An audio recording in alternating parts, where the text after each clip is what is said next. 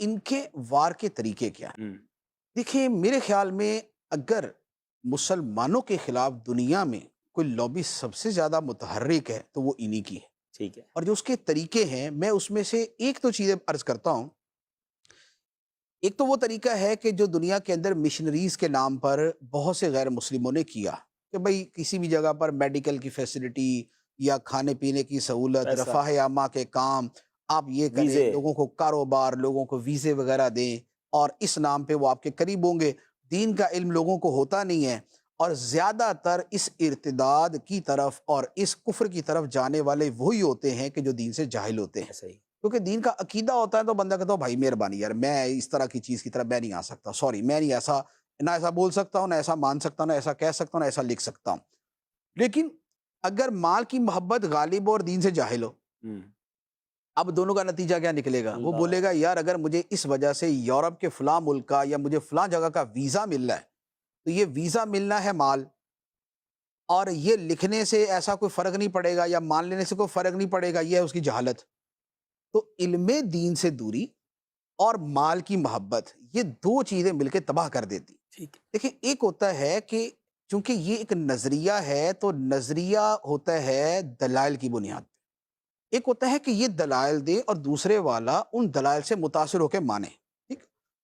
یہ جو ریشو ہے نا یہ بہت کم ہے، ہوں، آپ کو ایسے لوگ بہت کم ملیں جی گے جی کہ جی، جو دلائل سے، دلائل کی وجہ سے مانے۔ بلکہ دلائل سن کر ہم نے ان سے آتے ہوئے دیکھے ہیں لوگ، کہ بعد میں پتہ چلا کہ کہ وہ دلائل کہتے سنے ہیں اچھا علماء سے تو سمجھ آیا۔ ہاں ٹھیک ہے، ایسا، اچھا ہوتا کیا ہے، یہ ان کی دلائل کی وجہ سے لوگ کیوں نہیں متاثر ہوتے؟ ہوں، پوری دنیا جانتی ہے کہ مرزا نے نبوت کا دعویٰ کیا تھا۔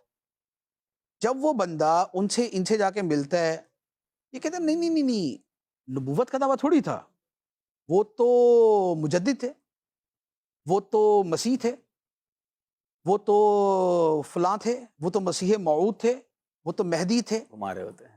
وہ کہتا نہیں نہیں یہ نبی کی بات ہوئی تھی، نہیں نہیں نہیں نہیں نہیں، ایسا نہیں کہا تھا انہوں نے، مرزا صاحب تو یہ کہتے تھے۔ اچھا اس کو پکا پتا ہوتا ہے کہ دعویٰ کیا ہے، یہ اس کو گھما رہے ہوتے ہیں۔ اچھا وہ ایسا ایسا جب تھوڑا سا کہتا ہے نا اچھا چلو یار تم کہہ ہی رہے تو پھر ایسا ہی ہوگا، اب جب وہ آتا ہے بیعت کے اوپر، بیعت کے اندر یہ ساری بیعت ہوتی ہے کہ مرزا کو میں مانتا ہوں اور جو اسے نہ مانے میں اسے کافر سمجھتا ہوں۔ استغفر اللہ، استغفر۔ وہ کہتا ہوں یہ کون سا مجدد ہے یار، یہ کون سا مہدی ہے کہ جس کا نہ ماننے والا کافر ہی ہو جائے، ہوں، جس کی بیویوں کو ازواج مطہرات کہا جائے، جس کے ساتھ رہنے والے لوگوں کو جو ہے وہ صحابہ کرام کہا جائے، کیونکہ یہ ساری اصطلاحات استعمال کرتے ہیں۔ مرزا غلام احمد کے ساتھ کے اس کے زمانے کے جو لوگ تھے ان کو باقاعدہ یہ صحابہ کہتے ہیں، اس کی بیوی جو تھی یا دو بیویاں تھیں شاید ان کو یہ ازواج مطہرات کہتے ہیں، استغفر اللہ، امہات استغفر المومنین کہتے ہیں۔ اللہ۔ اچھا ادھر جو اس کو نہ مانے، اس کو تو خیر مرزا نے خود میرے خیال میں کوئی 1000 جگہ لکھا ہے کہ جو مجھے نہیں مانے گا وہ کافر ہے۔ کہتے ہیں یار مجدد کا یہ کہاں سے آ گیا کہ مجدد کو نہ ماننے والا کافر ہو؟ تو اب جب وہ بیعت کی باری آتی نا تو اب وہ جو بندہ کوئی دلائل سن کے قریب گیا بھی ہوتا ہے کہ نہیں نہیں یہ تو نبی والی بات کر دی آپ نے، یہ بولتے ہیں نہیں یار وہ نبی نہیں، نبی نہیں تو نہ ماننے والا کافر کیسے؟ یار وہ اصل میں کچھ یوں ہے تو کچھ، یہاں آ کے یہ سیٹسفائی نہیں کر پاتے۔ اس کا نتیجہ یہ ہوتا ہے کہ وہ بندہ جو دلائل کی وجہ سے گیا ہوتا ہے وہ آخری مرحلے پہ جا کے واپس آ جاتا ہے، ہوں، جب اس کو پتا چلتا ہے کہ مجھے کہا کچھ اور گیا تھا نکلا کچھ اور ہے، مجھے تو پیسٹری کہا گیا تھا آگے سڑا ہوا بسکٹ نکل آیا، تو لہذا میں تو یہ قبول نہیں کروں گا، جاہل لوگ چلے جاتے یہ جاہل۔ اچھا لیکن جو لوگ ہیں، جاتے مال سے، ہیں مال کی محبت کی ہائے وجہ سے ہائے، دنیا کی، اور علم دین سے دوری اور جہالت کی وجہ سے، تو چونکہ ان کے لیے یہ چیزیں ہوتی نہیں ہیں، وہ تو ویسے ہی خاسرت دنیا والآخرہ، اور جسے کہا جاتا ہے کہ انہوں نے آخرت کے بدلے دنیا خرید لی، آخرت کو بیچ دیا دنیا کو ہائے خرید لیا۔ ہائے ہائے، جو اس چکر میں جاتے ہیں ان کے سامنے جتنا مرضی کچھ کھل کے آ جائے وہ بولتے ٹھیک ہے یار دیکھی جائے گی، اتنا نو کچھ نہیں۔ نقد نہ تیرا ادار، آخرت کس نے دیکھی ہے؟ اب وہ اس چکر کے اندر جا کے وہ دوسری طرف آپ نکل کو جائے۔ یاد ہوگا امیر علیہ سنت نے اپنے بیانات میں اس موضوع کو کتنا اتنا شروع لینے سے کی سن رہے ہیں، کوشش کی تھی کہ جو وہ اپنے صلی اللہ تعالی علی محمد لکھ دے یورپ میں جانے کے لیے، ویزا بعض فارم ممالک دے، میں جانے کے لیے یہ تھا کہ اگر آپ خود کو قادیانی لکھ دیں گے تو آپ کو ویزا مل جائے گا۔ ان کو جو بھی اب ان کے ساتھ تھا تو وہ اس ویزا فارم میں اپنے آپ کو ریلیجیس میں شو کر دیتے تھے. شو کر دیتے تھے، اور جو شو کر دیتے تھے تو وہ بھی اسلام سے خارج ہو گیا، وہ مرتد ہو جاتا تھا.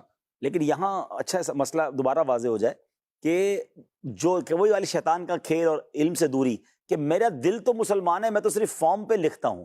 تو یہ لکھنے والے کے بارے میں شریعت کا حکم کیا ہوگا؟